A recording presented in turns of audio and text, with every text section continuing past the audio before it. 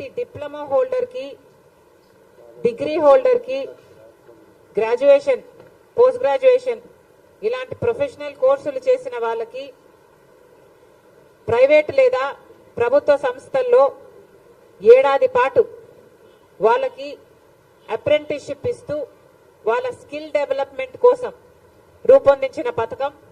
దీని ద్వారా skill development కోసం అప్రెంటిస్షిప్ లో చేరిన ఈ యువకులకి సంవత్సరానికి ₹1,00,000 ఇచ్చేలా రూపొందించిన పథకం.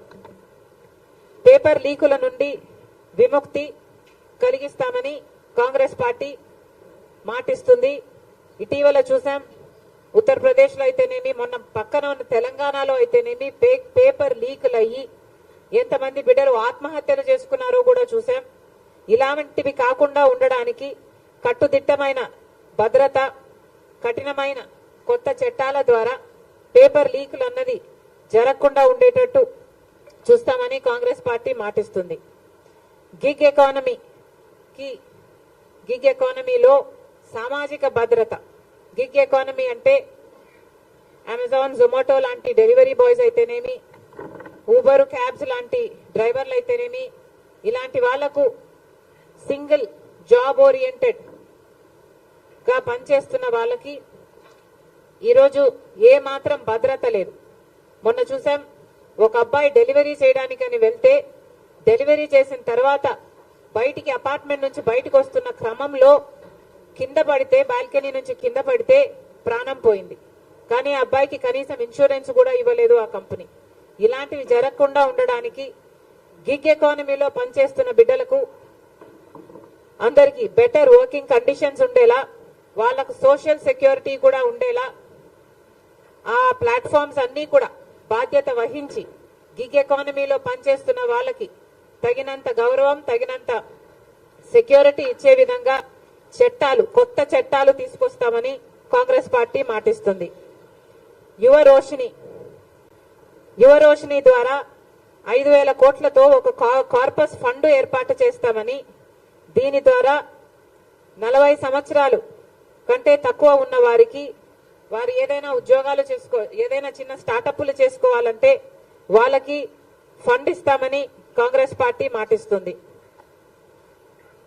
ఇవన్నీ కాంగ్రెస్ పార్టీ ఆలోచన చేసింది అంటే ఈరోజు రాహుల్ గాంధీ గారు పాదయాత్రలో, దిగ్విజయంగా జరుగుతున్న పాదయాత్రలో ఎంతో మంది యువకులు ఆయన దగ్గరికి వచ్చి ఈ సమస్యలు ఉన్నాయి, మేము ఈ సమస్యలు ఫేస్ చేస్తున్నాము, మమ్మల్ని పట్టించుకునే వాళ్ళు లేరు, ప్రభుత్వాలు ఉద్యోగాలు ఇవ్వటం లేదు, ప్రైవేట్ పరంగా ఏ ప్రభుత్వాలు కానీ ప్రోత్సాహాలు ఇవ్వటం లేదు, కార్పొరేషన్ల ద్వారా లోన్లు ఇవ్వటం లేదు, ఇలాంటి ఎన్నో సమస్యలు ఆయన ముందుకు వచ్చాయి. కాబట్టి కాంగ్రెస్ పార్టీ ప్రత్యేకంగా రూపొందించిన మేనిఫెస్టో యువకులకు న్యాయం చేసే ఈ మేనిఫెస్టో. ప్రత్యేకంగా ఆంధ్ర రాష్ట్రంలో యువకులకైతే న్యాయం జరగటం లేదు. ప్రత్యేకంగా ఆంధ్ర రాష్ట్రంలో నిరుద్యోగ సమస్య అతిపెద్ద సమస్యగా మారింది. లక్షల మంది బిడ్డలు ఈరోజు ఉద్యోగాలు లేక చిన్న చిన్న ఉద్యోగాలు 8,000 రూపాయలకు, 10,000 రూపాయలకు పనిచేసుకుంటున్న పరిస్థితి ఉంది ఈరోజు. ఎందుకో అని అడుగుతున్నాం. ప్రభుత్వాలు సమాధానం చెప్పాల్సిన అవసరం లేదా అని అడుగుతున్నాం. ఈరోజు కాంగ్రెస్ పార్టీ ప్రశ్నిస్తుంది ప్రభుత్వాన్ని, మీరు 2,30,000 ఉద్యోగాలను, ప్రభుత్వ ఉద్యోగాలను భర్తీ చేస్తాము అని మాటిచ్చి, మీ ఎన్నికల ప్రచారాల్లో మీరు మాటిచ్చి అధికారంలోకి వచ్చారు. 2,30,000 ఉద్యోగాలు ప్రభుత్వ శాఖల్లో ఖాళీగా ఉన్నాయి. చంద్రబాబు గారు, అప్పటి ముఖ్యమంత్రి చంద్రబాబు గారు వాటిని భర్తీ చేయలేదు. ఎందుకు చేయలేదు అని ప్రశ్నించారు. ఆ రోజుల్లో చంద్రబాబు గారు 23,000 టీచర్ ఉద్యోగాలు ఖాళీగా ఉంటే ఎందుకు 7,000నే భర్తీ చేస్తున్నారు, సిగ్గులేదా అని తిట్టిన మీరు అధికారంలోకి వచ్చిన తర్వాత మెగా డిఎస్సి వేసి అన్ని టీచర్ ఉద్యోగాలను భర్తీ చేస్తాం, 25,000 టీచర్ ఉద్యోగాలను భర్తీ చేస్తామన్న మీరు ఈరోజు ప్రభుత్వం ఏం చేస్తుంది అని జగన్మోహన్ రెడ్డి గారు రాష్ట్ర యువతకు సమాధానం చెప్పాల్సిన అవసరం ఉంది. 2,30,000 ఉద్యోగాలు ఆ రోజు ప్రభుత్వ శాఖల్లో ఖాళీగా ఉన్నాయి అన్నారు. ఏపీపీఎస్సీ ద్వారా వాటిని అన్నింటినీ భర్తీ చేస్తాము అన్నారు. మరి ఈ రోజు ఎన్ని భర్తీ చేశారు? ఎన్ని భర్తీ చేయలేదు. కనీసం 10% కూడా భర్తీ చేయలేదు. కనీసం 2% కూడా భర్తీ చేయలేదు. మీకు కావాల్సిన వాళ్లకు, మీ కార్యకర్తలకు మీకు కావాల్సిన ఉద్యోగాలు ఇచ్చుకొని వాటిని పర్మనెంట్ చేశామని చెప్తున్నారు తప్పితే 2,30,000 ఉద్యోగాలు ప్రభుత్వ శాఖల్లో భర్తీ చేస్తాము, ఖాళీగా ఉన్నాయని చెప్పిన మీరు ఎందుకు చేయలేదు అని అడుగుతున్నాం.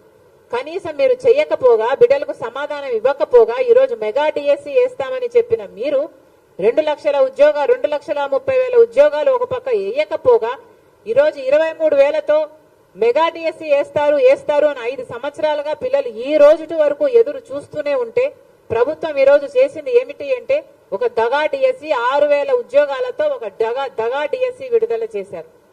ఇది ఎక్కడి న్యాయం అని అడుగుతున్నాం. ఆ రోజు 7,000 ఉద్యోగాలు చంద్రబాబు విడుదల చేస్తే టీచర్ ఉద్యోగాలు సిగ్గులేదా అని మీరు తిట్టారు. మరి మీరు 6,000 ఉద్యోగాలే భర్తీ చేస్తున్నారు అంటే, దానిల కోసమే మీరు పరీక్షలు నిర్వహిస్తున్నారు అంటే, అంతకే మీరు నోటిఫికేషన్ ఇచ్చారంటే, అది కూడా ఇంత ఆఖరి మూమెంట్ లో ఇంకా ఎలక్షన్లు 2 నెలలు ఉన్నాయి అనంగా మీరు విడుదల చేశారు అంటే మీకు ఏం చిత్తశుద్ధి ఉంది అని అడుగుతున్నాం. ఇన్ని రోజులు ఏం చేశారు? 5 సంవత్సరాలుగా ఏం చేశారు? మీకు ఆ రోజే తెలుసు 2,30,000 ఉద్యోగాలు ఖాళీగా ఉన్నాయి, భర్తీ చేస్తాము అన్నారు. మీకు ఆ రోజే తెలుసు 23,000 ఉద్యోగాలు, టీచర్ ఉద్యోగాలు ఖాళీగా ఉన్నాయని తెలుసు. మరి 5 సంవత్సరాలు మీరు ఇవ్వకపోగా లాస్ట్ 2 నెలలు ఇచ్చారంటే మరి ఇన్నేళ్లు ఏం చేశారు? మీరు గుడ్డి గుర్రాలకు పళ్ళు తోమారా? రాష్ట్ర ప్రజలకు సమాధానం చెప్పాలి, మన బిడ్డలకు సమాధానం చెప్పాలి. ఎంతమందికి ఉద్యోగాలు ఇస్తున్నారు? ఈ రోజు ఉద్యోగాలు లేక బిడ్డలు ఆత్మహత్యలు చేసుకుంటున్నా పట్టించుకునే వాళ్ళు లేరు. మేము కాంగ్రెస్ పార్టీ దానికి విరుద్ధంగా, మీ చర్యలకు విరుద్ధంగా మేము ధర్నా చేయాలని అనుకుంటే ఏం చేశారు? ఎంతమంది కాంగ్రెస్ పార్టీ నాయకుల్ని ఎంతమంది ఎక్కడికక్కడ హౌస్ అరెస్ట్లు చేశారు. అసలు ఒక ప్రోగ్రామ్ గా తీసుకొని ఒక యువకులంతా, యూత్ కాంగ్రెస్ అంతా, ఎన్ఎస్యుఐ అంతా మొత్తం అందరూ కలిసి చేస్తే ఎక్కడికక్కడే అరెస్టు చేశారు. తీరా కాంగ్రెస్ పార్టీ అధ్యక్షురాలుగా నేను కూడా చెయ్యబోతే, తీరా నన్ను కూడా హౌస్ అరెస్ట్ చేయబోతే తప్పించుకొని వచ్చి ఆఫీస్ లోనే, కాంగ్రెస్ పార్టీ ఆఫీస్ ఇదే బిల్డింగ్ లో రాత్రంతా గడపాల్సి వచ్చింది. పోలీసుల నుంచి తప్పించుకోవడం. మేమేమైనా టెర్రరిస్టులమా? మేమేమైనా క్రిమినల్స్మా? ఎందుకు చేస్తున్నారు ఇలా అని అడుగుతున్నాం. కనీసం ప్రజలకు, ప్రతిపక్షాలకు కనీసం నిరసన చేసే హక్కు కూడా లేదా? తీరా అంతా చేసి మమ్మల్ని మేము కాపాడుకొని నెక్స్ట్ రోజు ధర్నా చేస్తే మమ్మల్ని తీసుకెళ్లి ఈడ్చుకెళ్లి పోలీస్ స్టేషన్లలో పడేశారు. పోనీ దాంతోనైనా మీకేమైనా చలనం వచ్చిందా? ఉద్యోగాలు ఇచ్చారు అంటే ఏం చేశారు?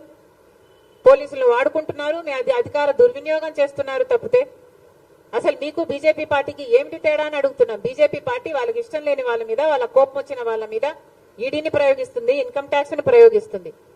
మీరు కూడా అంతే కదా, పోలీసులను ప్రయోగిస్తున్నారు.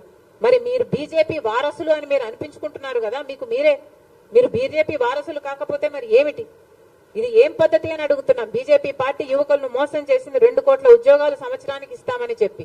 ఇక్కడ జగనన్న గారు కూడా మన యువకుల్ని మోసం చేశారు. 2,30,000 ఉద్యోగాలు మన యువకులకు ఇస్తామని చెప్పి. మరి మీకు బీజేపీ పార్టీకి ఏమిటి తేడా? మీరు ముమ్మాటికి బీజేపీ వారసులనే నిరూపించుకుంటున్నారని మళ్ళీ చెప్తున్నాం. ఏమా ఎనీథింగ్ ఎల్స్?